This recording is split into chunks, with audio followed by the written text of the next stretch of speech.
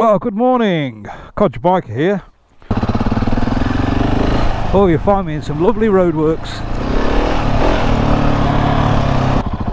Wolfgang's not interested in that.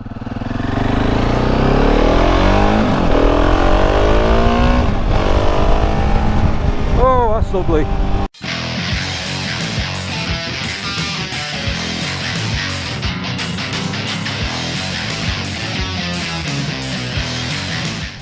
So nice to be out.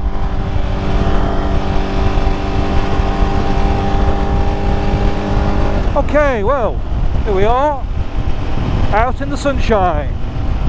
So still local, but I just wanted to try out today the Rade Garage K5 fairing that I installed on this bike some months back. I've not really had a chance to try yet, but I wanted to go over just a few negatives that you should be aware of if you ever decide to buy this otherwise wonderful piece of equipment.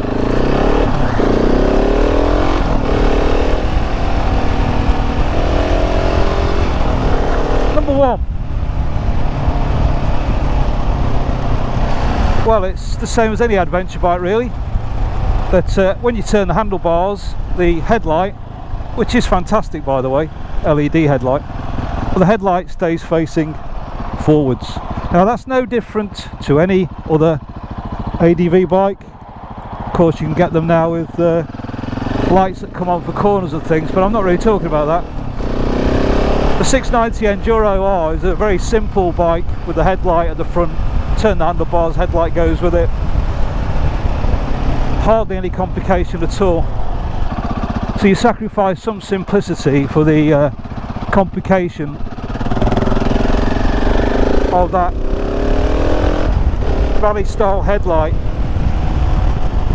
No big deal, but it's something to know. By heck, it's a bit cold today. Not quite northern Scotland weather. We've got sunshine at least, but bitterly cold wind. Which brings me on to dislike number 2. Basically, Turbulence. They claim the screen has been tested at high speed on different roads and things, but I find the wind comes straight off it and straight to my eyes, and it's quite choppy as well. I'm about to head on some faster roads. It's quite a blustery day, so I can't tell if it's just the windscreen, but my feeling is already that it's quite a turbulent windscreen, which is not ideal if you're buying it to go long distances. Put my visor down to be fair and see what it feels like on the helmets. Now prior to this I had a Touratech screen that fitted to the forks, which kind of diverted the wind straight to your face, but it kept it off your shoulders and off your chest. And really I suppose the wind's not on my chest, it's not on my shoulders so much, but it is sort of at eye level. It's quite choppy. It's not moving my helmet around, but I tend to divide the wind on a bike to being below 60 miles an hour, which is what I'm at the moment, and above 60 miles an hour. So generally below 60 miles an hour I don't bother with the screen, not bothered. I like one when I've got to travel sort of along the motorway long distance. So I'm now just doing 70 miles an hour indicated.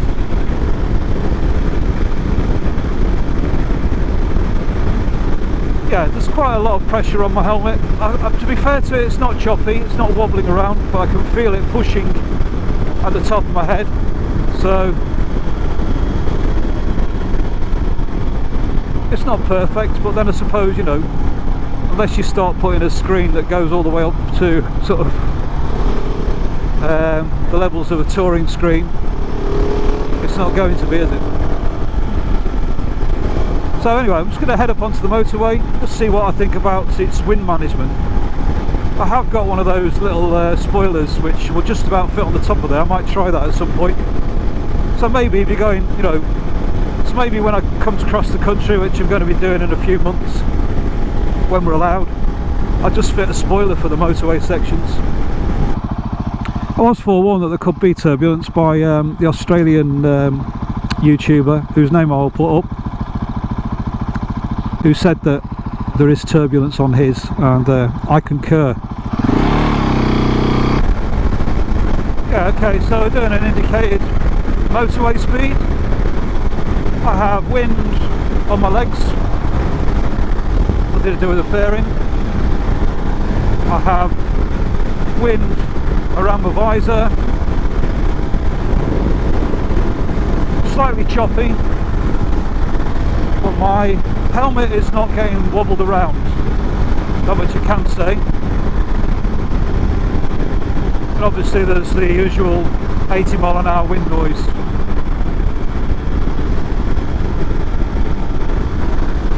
But there's no pressure on your chest, which you would have without the screen at all. So yeah, 6 out of 10.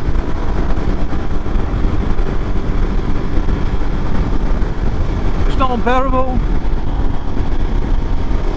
but it's not it's no Puig touring screen.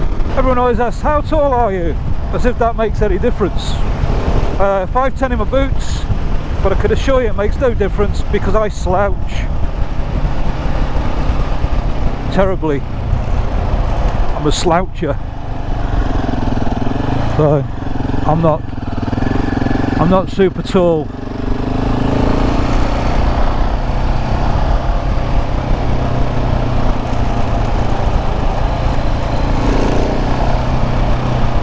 It's nice down here. Okay, so as I say, turbulent management or creation, not brilliant, 6 out of 10. Third thing I dislike about the Rade Garage fairing, indicators. I don't think this was put together with indicators in mind, to be honest with you. You can fit the stock indicators to the side of the fairing. I'll pull over in a minute and show you. Just going to go over this lovely canal. Look at this. Watch out in case somebody's coming. Beautiful.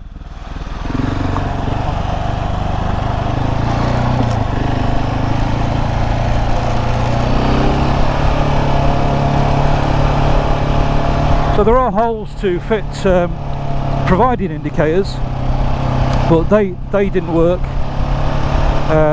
They came without ballast resistors. It seems that this bike needs ballast resistors, or at least for those indicators it would. They were quite flush, so the design was quite good, but they just didn't work. They just went to hyperblink. So I considered, I could be wrong, I considered that the area, the holes which are on the side here, you can feel them on the inside of the plastic, which is lovely and strong, by the way. I didn't feel that they would be necessarily strong enough to hold the quite heavy stock indicators, so I preferred the indicators that were supplied, but they didn't work. So I fitted them to the bark busters in the end. So I think it's designed to not have indicators. I'm guessing most people who fit one of these don't fit indicators at all. Just clean that off, bit of dirt on there, look. Cleans off nicely, look. That's a plus. So yeah, I didn't really want to drill a hole in it either. The ones that come fit flush and look really good, but yeah, I know people fit the stock ones, so my solution has been to fit bark busters. Oh, and the thing is, the bark busters, no hyperblink. Didn't need any ballast resistors either, they just worked straight out of the box. So that was my solution, as I shall now demonstrate.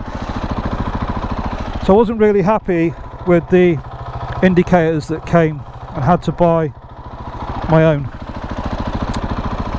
So that is gripe number 3, I think.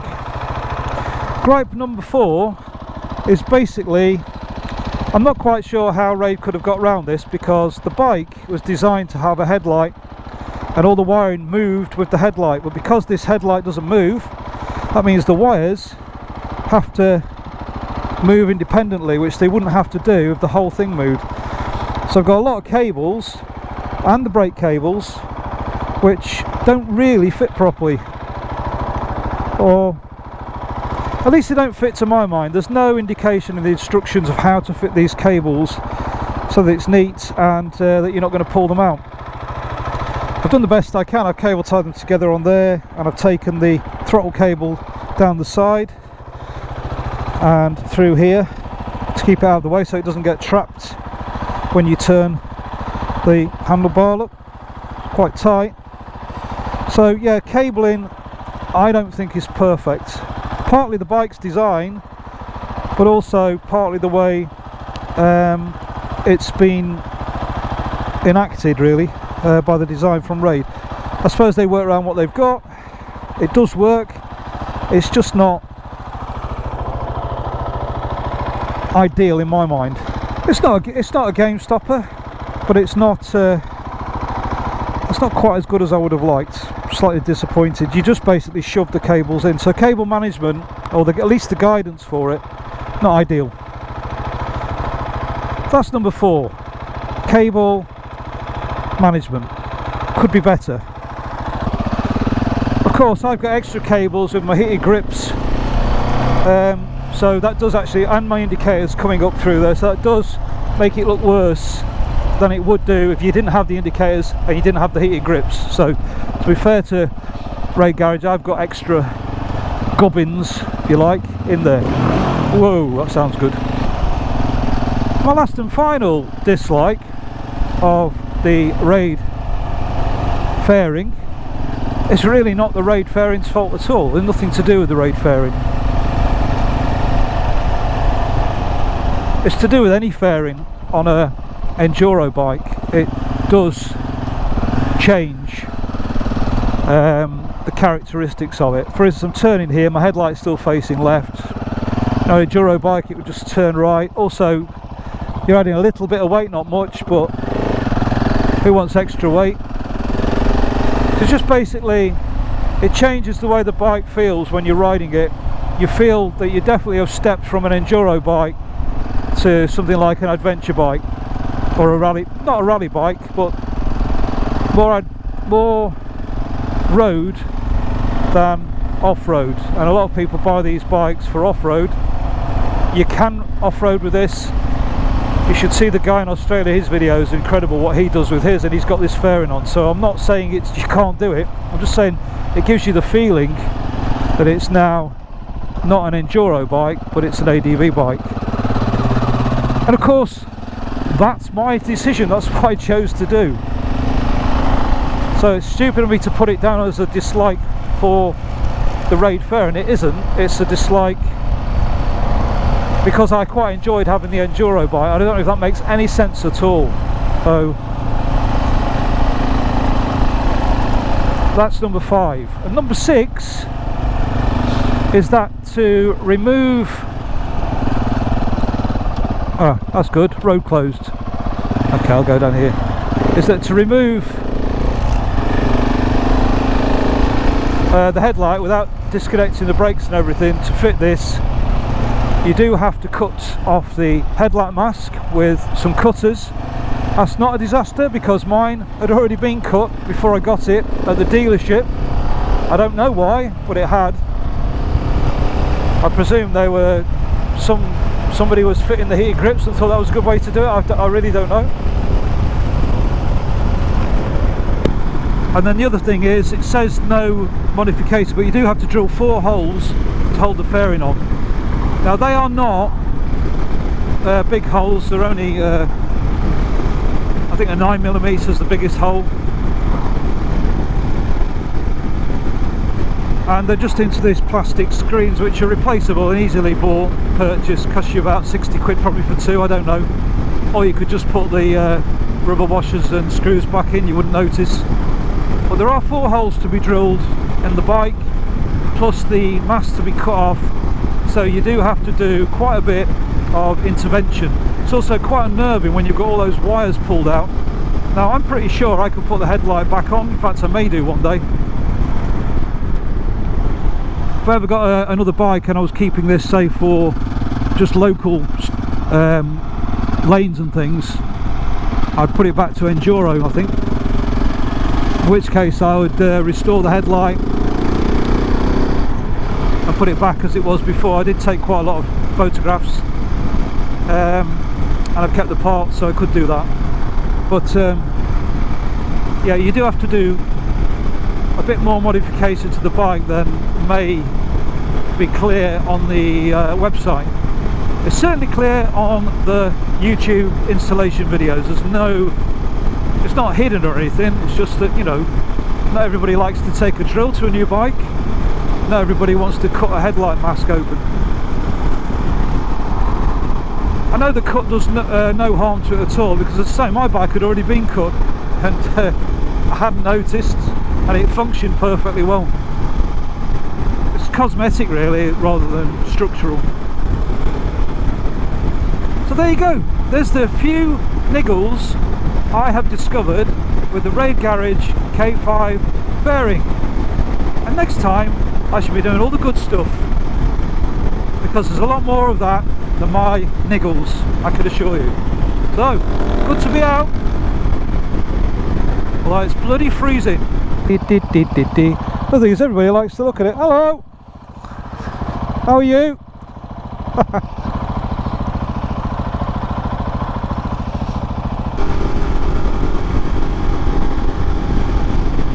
Okay, right, shall we do the positives? I think we should. Good afternoon, Codger Biker here. Just riding along in the sunshine on a freezing cold day with a runny nose. All the things we delight in as motorcyclists. And today, the things I love about my Rade Garage K5 fairing. Number one, the mantelpiece. It's not really a mantelpiece, it's the GPS bar. It's so useful. At the moment you can see I've got a camera on there. I've also got a GPS mount that fits on it, and there is power to the GPS, so that you can go long distance touring and never get lost. Well, that's the theory. That's the first thing that I absolutely adore, is to have that capability on an enduro bike. Yes, I know you can mount it on the handlebars, but the handlebars are quite difficult to look down to every time. That's right where you want it in your eye line as you're going along. So it's very, very good.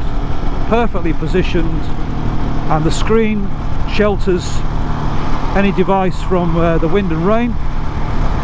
Very well thought out. Excellent positioning.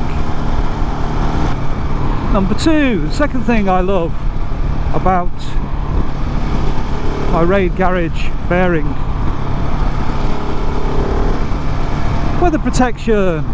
Having just said that I think it could be better in terms of turbulence, it's certainly a vast improvement on what you get as standard. You've got quite a lot of protection on your shoulders, your chest, from the rain and the wind. And also, because the fairing comes out a little bit at the front, it kind of gives you a little bit more protection, not much, but a tiny bit more protection I expect, on your legs.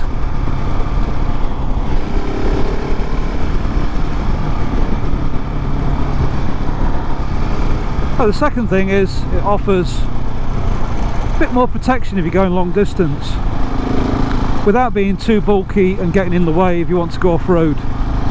You're not going to hit yourself in the face with it if you're standing up and you're riding.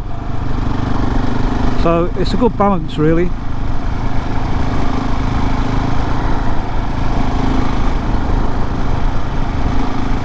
It's the sort of thing where, you know, I suppose if you had a wind tunnel you might be able to improve it, but even then there's such variety between different riders' experiences. I think they've done it as good as they can. So if it rains, a little bit more protection, keeps the wind off you a little bit. On a cold day like today, definitely feels warmer riding around. But number three, kind of goes along with the thing I said about the mantelpiece. It's nice to have the Speedo up here, all your idiot lights are clearly in view, your buttons easy to get at and clear, so if there's anything lit up or not. So they're all nice and clear, and you've got a USB up on the top. There is a USB on the standard bike at the side, but this one's on the top, so it's ideal for powering things like cameras or anything else, charging your phone if you've got your phone on there. So it's very well thought out in terms of usability. The fourth thing I like about it is it does seem to be quite strong. There's nothing flapping about, there's no rattling, it seems to do the job. It seems to be made of good materials, the plastics seem to be very strong.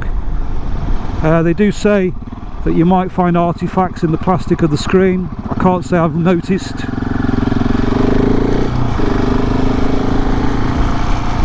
You know, it's to be ridden, this bike, so whatever, it'll get fly spattered on it anyway, so I can't see anything. I think it's very well made, put together well, packaged well.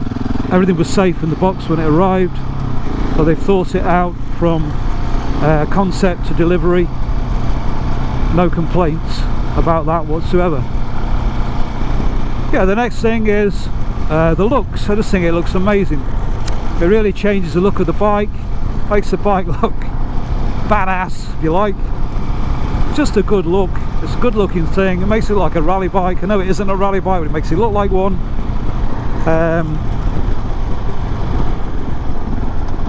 So if you want this style of bike, it certainly looks the part. I'll just pull over and have a look.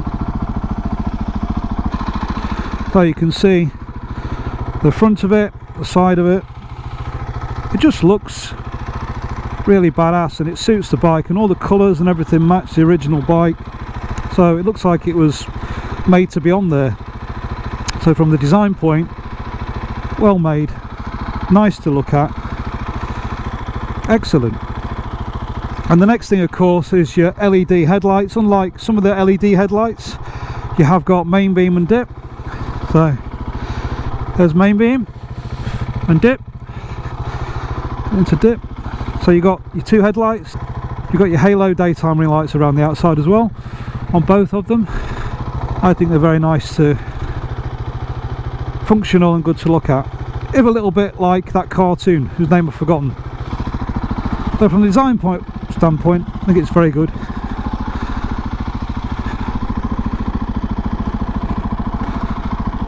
And the headlight. So all in all, would I recommend the Rade Garage K5 fairing? Yes, but with some caveats. You've got to be brave to install it. Ripping all those wires out is not for everybody. Drilling holes for the screws is not for everybody. But when it's done, I think it's well worth it. Much more functional. I can put all my device on it, so for me, yes, I would recommend it for me. If I was just doing off-road riding, no. But you pays your money, over £1,000, it takes your choice. For me, I'm very pleased with it, and it'll be staying on for at least a year, which is a long time for me. Codger Biker is out in the sunshine.